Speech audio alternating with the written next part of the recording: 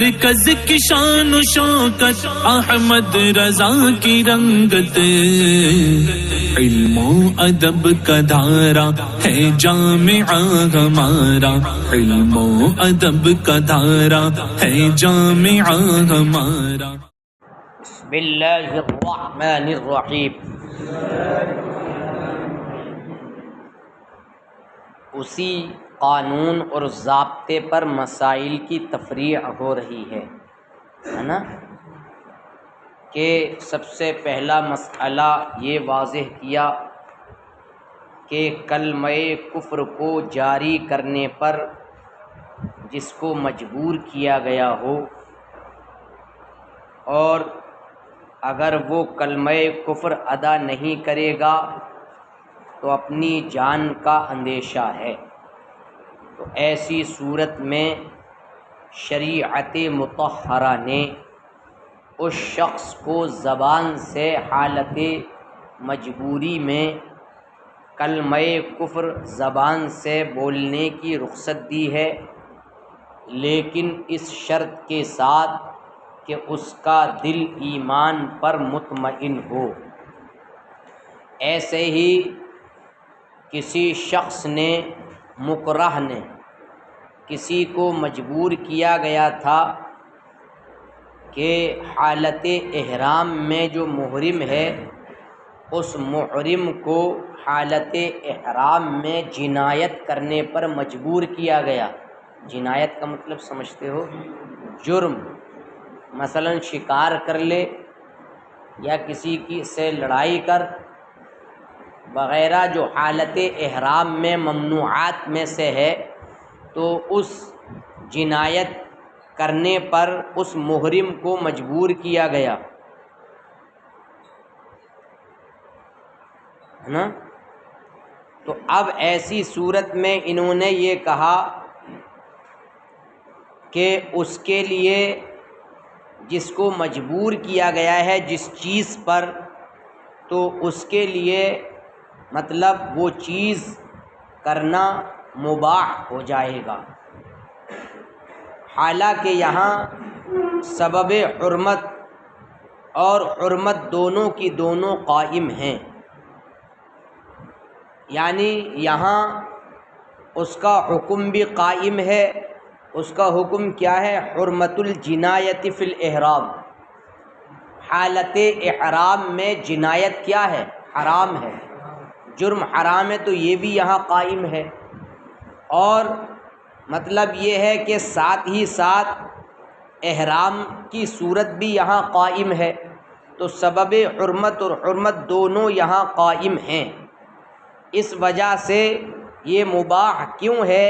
اس کی وجہ یہ ہے کہ اگر وہ شخص جنایت سے رکے گا، حالت احرام میں جس کو جنایت کرنے پر مجبور کیا گیا، اگر وہ اس جنایت کے ارتکاب سے حالت احرام میں رکے گا تو ایسی صورت میں وہ پورا حق سرے سے اس کا کیا ہو جائے گا؟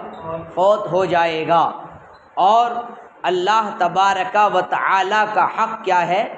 باقی ہے۔ کیسے؟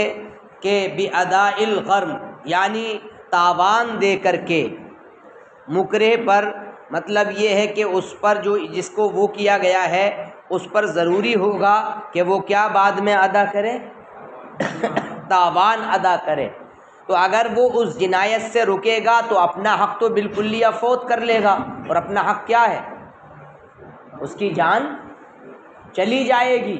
لیکن اگر اس جنایت کو انجام دے دیا حالت احرام میں، اس کو کھڑا کر، کھڑے ہو کے پڑھو، حالت احرام میں اگر اس کو انجام دے دیا تو ایسی صورت میں وہ تاوان ادا کر کے اس کی تلافی ہو سکتی ہے۔ اور شارح ملا احمد جیون رحمۃ اللہ تعالی علیہ فرماتے ہیں کہ یہ مطلب لفظ جو ہے انتشار سے خالی نہیں ہے، یعنی مطلب یہ ہے کہ ماتن کا جو قول و جنایتی ہی الی آخر العبارت، یعنی یہ مکرہ کے متعلقات میں سے ہے، کیونکہ اس کی ضمیر کو اسی مکرہ کی طرف لوٹایا جا رہا ہے۔ اور ماتن کا قول ترک الخائف علی نفسہ بالامر، یہ متعلق اور متعلق بہ کے درمیان مطلب واقع ہوا ہے، اس لیے فہم میں اور سمجھنے میں قدر انتشار ہو رہا ہے۔ اگر یہ قول یعنی وجنایتہ علی الاحرام اس کو ترک الخائف علی نفسہ سے پہلے رکھتے اور یہ مکرہ کی مثالوں سے متصل ہوتا تو یہ زیادہ مناسب معلوم ہوتا۔ سمجھ رہے ہیں میری بات؟ یعنی سمجھنے میں انتشار کیوں آیا کہ اس کو ترک الخائف علی نفسہ سے بعد میں رکھا، ترک الخائف علی نفسہ الامر بالمعروف، لیکن اگر اس کو اس سے پہلے رکھتے تو کیا پھر مکرہ سے ڈائریکٹ کیا ہو جاتا، ہی متعلق ہوتا، اس کا تعلق بن جاتا، لیکن اب بیچ میں کیا چیز آ گئی، ترک الخائف علی نفسی، اس لیے سمجھنے میں قدر انتشار ہو گیا، یہ انہوں نے کہا ہے۔ اور دوسری اس کے نیچے مثال یہ دی کہ غیر کے مال کو مشترکہ تناول کرنا، یعنی کوئی مجبور شخص ہے، بہت زیادہ یعنی مجبور ہے اور بہت زیادہ بھوکا بھی ہے، تو سخت بھوک کے عالم میں دوسرے کے مال کا اس نے تناول کر لیا، دوسرے کے مال سے لقمہ لے لیا، اور مخمصہ کا عالم تھا، سخت بھوک کا عالم تھا، تو اب ایسی صورت میں بیان فرماتے ہیں کہ اگر مخمصہ کے عالم میں کسی سخت مضطر شخص نے دوسرے کے مال کو تناول کر لیا تو اب اس کو غیر کے طعام کو تناول کرنے کی بلا شبہ اس کو کیا دی جائے گی، رخصت دی جائے گی۔ سمجھے کہ نہیں؟ غصب کے ذریعے یا سرقہ کے ذریعے یا ان دونوں کے علاوہ کسی دوسری صورت کے ذریعے، اور لیکن اتنی مقدار اجازت دی جائے گی کہ جس سے حیات کی بقا رہ سکے، یعنی مطلب بقدر رمق حیات، جس سے زندگی کا ابقاء ہو، اتنا اس کو لینا چرا کر کے یا غصب کے عالم میں اس کو لینا کیا ہوگا، مباح ہوگا، اور اس کے قدر ضرورت سے اوپر اگر وہ لینا چاہ رہا ہے تو اس کی اجازت ہرگز نہیں دی جائے گی۔ سمجھے؟ اس وجہ سے کہ اگر وہ انسان دوسرے کے مال کو اس عالم میں بھی نہیں لے گا غصب یا سرقہ کے ذریعے، تو اب ایسی صورت میں موت کے ذریعے وہ یعنی موت عاجل کے ذریعے وہ اپنا حق فوت کرے گا، موت کے ذریعے اس کا حق کیا ہو جائے گا، اور مالک کے حق کی رعایت اس کے بعد ضمان کے ساتھ کی گئی ہے کہ اگر وہ لے لیا تو مالک اس سے بعد میں کیا لے لے گا، ضمان، کیونکہ وہ ٹھیک ہو جائے گا اور اس کی زندگی کیا ہو جائے گی۔ حالانکہ یہاں اگر آپ دیکھیں تو جو حرمت کا سبب ہے ملک غیر، اور ساتھ ہی ساتھ جو حرمت ہے یعنی غیر کے مال کے تناول کی حرمت، دوسرے کے مال کو لینا یہ حرام ہے، تو اس کی حرمت دونوں کے دونوں یہاں کیا ہے، موجود ہیں، لیکن وہی اسی پر سب اس کا یعنی تفریع کی گئی ہے کہ چونکہ یہ بات اس وجہ سے ہے کہ اپنے حق کو وہ بالکلیہ فوت کرنے والا ہوگا، اس لیے جناب رخصت پر عمل کرنا اس کے لیے جائز ہوگا۔ اتنی بات سمجھ میں آئی؟ تو یہ مطلب پہلی قسم پر مسائل کی تفریع چل رہی تھی اب تک، ارے پہلی قسم تو تھی یہ۔ اب اس کا حکم ماتن علیہ الرحمہ نیچے بیان کرتے ہیں کہ رخصت کی اس نوع اول کا حکم یہ ہے کہ عزیمت پر عمل کرنا افضل ہے، اعلیٰ ہے۔ اس صورت میں بھی عزیمت پر عمل کرنا کیا ہے، افضل ہے، اور کیا ہے، اعلیٰ ہے۔ یعنی حکم اصلی تو وہی ہے جس پر مطلب رخصت طاری ہوئی ہے، بھئی عزیمت اور رخصت میں اصلی حکم کیا ہے، عزیمت ہے نا، تو اب ایسی صورت میں عزیمت پر عمل کرنا اس کے لیے اولا ہے۔ کیوں اولا اور اعلیٰ ہے؟ اس لیے کہ حرمت کا قیام تو ہے ہی بہرحال، ارے حرمت تو قائم ہی ہے ان صورتوں میں، اس لیے فرماتے ہیں کہ پہلی صورت میں جو مکرہ یعنی جس کو مجبور کیا گیا، اگر وہ اس نے صبر کیا اور صبر کرنے کے بعد وہ قتل کر دیا گیا اکراہ کی صورت میں، تو فرماتے ہیں کانا شہیدہ، کیا ہوگا، وہ شہید ہو جائے گا، کیونکہ اس نے اپنی جان کو اللہ تبارک و تعالی کے حق کے قیام کے لیے فنا کر دیا، اپنی جان کو یعنی جام شہادت سے اس نے سرفراز کر لیا اور شہید ہو گیا، اپنی ذات کے لیے نہیں بلکہ اعلاء کلمت اللہ کے لیے، اللہ کے کلمے کو بلند کرنے کے لیے۔ اور اللہ کے کلمے کو بلند کرنے کی صورت میں جو جان دنیا سے جاتی ہے تو وہ بہت افضل و اعلیٰ انداز میں جاتی ہے اور وہ شہید کہلاتا ہے۔ اسی طریقے سے اگر کوئی شخص امر بالمعروف کر رہا تھا خوف کی صورت میں، اور اس نے کہا تھا گردن مار دوں گا اگر تم نے امر بالمعروف نہیں چھوڑا تو، لیکن اس نے کیا تو بھی وہ کیا ہوگا؟ شہید ہوگا۔ یا غیر کے مال کو تناول نہیں کیا کہ ٹھیک ہے جان جائے لیکن ہم غیر کا مال غصب یا سرقے کے ذریعے نہیں لیں گے، تو ایسی صورت میں ابے سو رہا ہے بیٹھ کر، کھڑا ہو جل، کھڑا ہو کے پڑھ، یہاں بیٹھ، یار کیسے بے وقوف اور گھامڑ قسم کے لڑکے ہو تم، پہلی گھنٹی میں سوتے ہو۔ ارے پہلی گھنٹی ہے، جب تمہارا پہلی گھنٹی میں یہ عالم ہوتا ہے مجھے ڈنڈا لانا پڑے گا، اب ساتھ بہت مرمت کروں گا تم لوگوں کی، روزانہ کھڑا نہیں کروں گا، میں ماروں گا ڈٹ کے یہاں سے لے کے نیچے تک۔ خاص کر نئے لڑکے یہ غور سے سن لیں، یہ سوچ رہے ہیں کہ یہاں کوئی سختی ہوتی ہی نہیں ہے، ایسا نہیں ہے یہاں۔ وَجِنَایَتِهِ عَلَى الْإِحْرَامِ، جیسے کہ مکرہ کی جنایت حالت احرام میں، یباح له ما اکرہ علیہ، اس کے لیے وہ چیز مباح ہے جس پر اس کو مجبور کیا گیا حرمت کے سبب کے قیام کے ہوتے ہوئے اور حکم دونوں کے ہوتے، یعنی حکم اور سبب حکم دونوں کے ہوتے ہوئے، لأن حقہ یفوت رأسا، اس لیے کہ اس کا حق بالکلیہ فوت ہو رہا ہے، اور اللہ تبارک و تعالی کا حق تاوان کی صورت میں یعنی تاوان کو ادا کرنے کے ذریعے وہ باقی رہے گا۔ اور یہ لفظ انتشار سے خالی نہیں ہے، اگر اس کی ضمیر کو خائف کی طرف لوٹایا جائے تو انتشار سے نکلے گا لیکن کم نکلے گا۔ وَلَوْ قَدَّمَهُ عَلَىٰ قَوْلِهِ، اور اگر مصنف اس کو اپنے قول و ترک الخائف کو پر ذکر میں مقدم کر دیتے لکان اولا، تو یہ زیادہ مناسب معلوم ہوتا، کیونکہ مکرہ یعنی مکرہ کی ساری مثالوں سے یہ چیز مل جاتی۔ وتناول المستر مال الغیر، اور غیر کے مال کا مستر کو لینا، یعنی جیسا کہ مخمصہ کی بنیاد پر مجبور شخص کا دوسرے کے مال کو لینا کہ اس کے لیے رخصت دی گئی ہے غیر کے کھانے کو تناول کرنے کی، کیونکہ نہ تناول کرنے کی صورت میں اس کا حق بالکل جلدی سے موت کے ذریعے اس کا حق فوت ہو جائے گا، اور مالک کے حق کی اس کے بعد ضمان کے ذریعے رعایت کی گئی ہے، تو بچنے کی صورت میں وہ ضمان دے بھی سکتا ہے۔ حالانکہ یہاں سبب حرمت اور حرمت کلاہما موجودانی معا، دونوں کے دونوں ایک ساتھ کیا ہیں، اور اس قسم اول کا رخصت کی اس قسم اول کا حکم یہ ہے کہ عزیمت پر عمل کرنا اولا ہے، یہاں تک کہ اگر صبر کر لیا اور اکراہ کی صورت میں قتل کر دیا گیا کان شہیدا، تو وہ کیا ہوگا؟ لأنہ بذل نفسہ لإقامت حق اللہ تعالی، اس لیے کہ اس نے اپنے جان کو اللہ تبارک و تعالی کے حق کو قائم کرنے کے لیے فنا کر دیا۔ ایسے ہی امر بالمعروف اگر خوف کی صورت میں بھی کیا یا غیر کے مال کو تناول نہیں کیا اور انتقال کر گیا، لم یمت آثما، تو وہ گناہگار ہو کر کے نہیں مرا، بل شہیدا، بلکہ وہ شہید ہو کر کے دنیا سے گیا۔ اور اگر وہ رخصت پر عمل کر بھی لے ان تمام صورتوں میں یجوز لہ، تو اس کے لیے یہ چیز بھی کیا ہے؟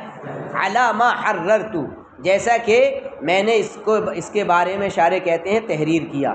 اسی پر وہ مسئلہ بھی متفرع ہوگا، جگہ جگہ کسی مسلم کو یہ مشرکین گھیر لیتے ہیں اور مطلب نعرے لگواتے ہیں کہ نہیں نعرے لگواتے ہیں، اور اگر اس کو یہ اندیشہ ہے کہ مار دیں گے مجھے یہ جان سے، تو نعرہ لگانے کی رخصت ہے۔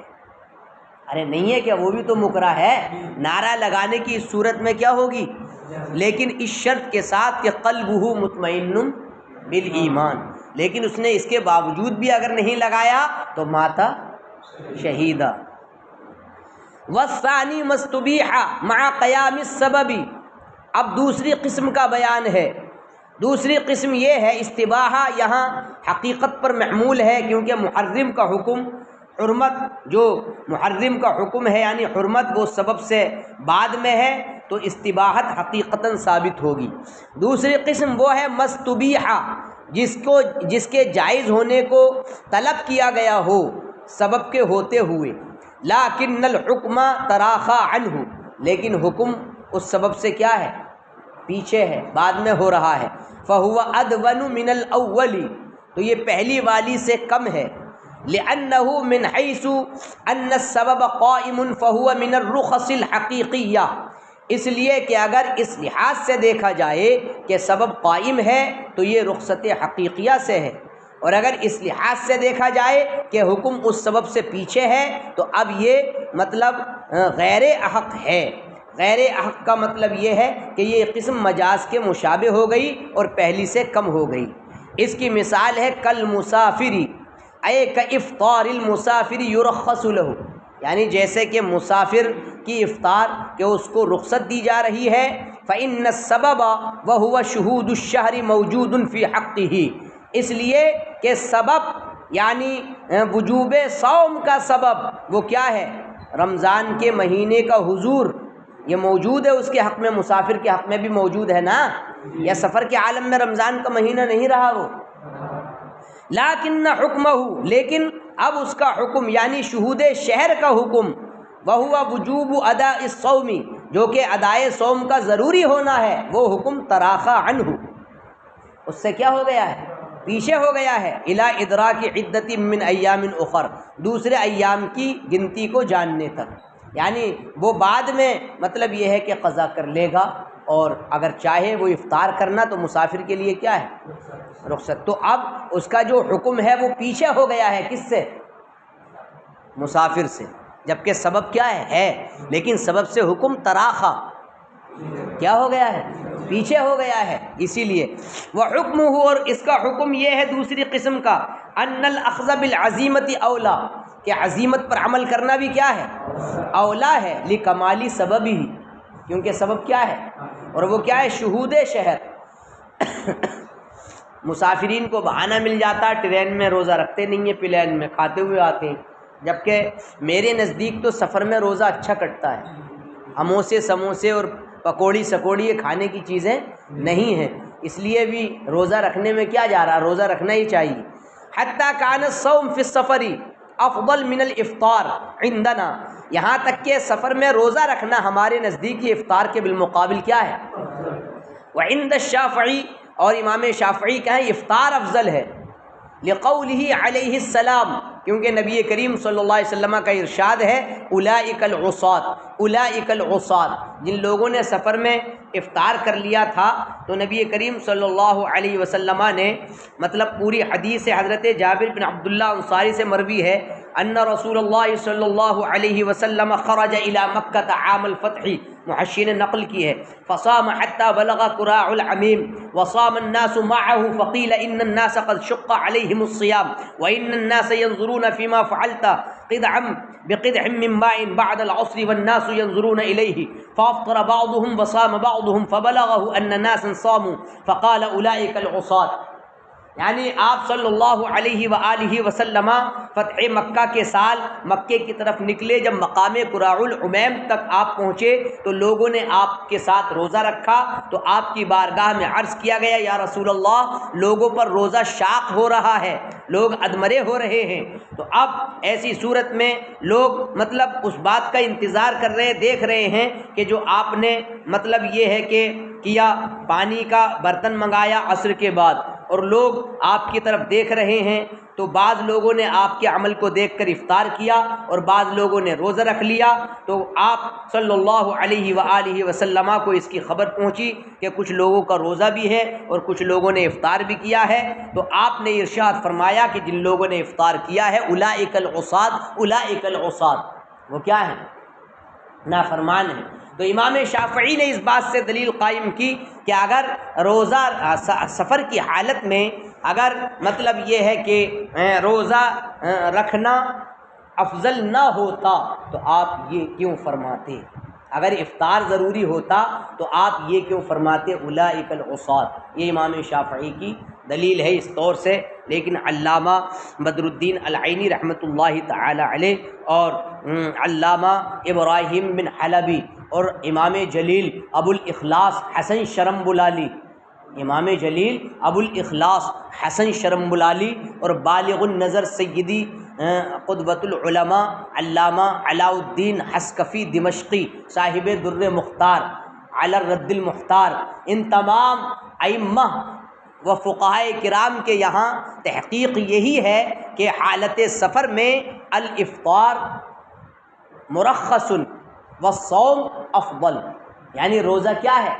افضل ہے، اور افطار کیا ہے؟ مرخص، یعنی اس کی رخصت دی گئی ہے۔